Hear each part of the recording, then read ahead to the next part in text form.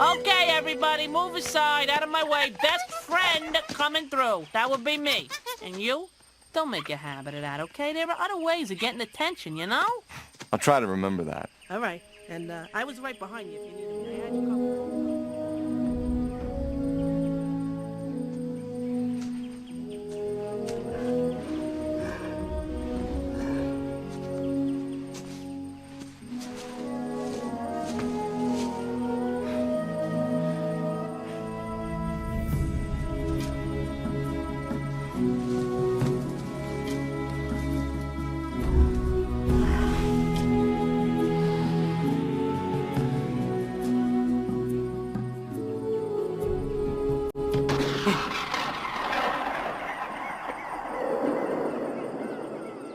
What was that?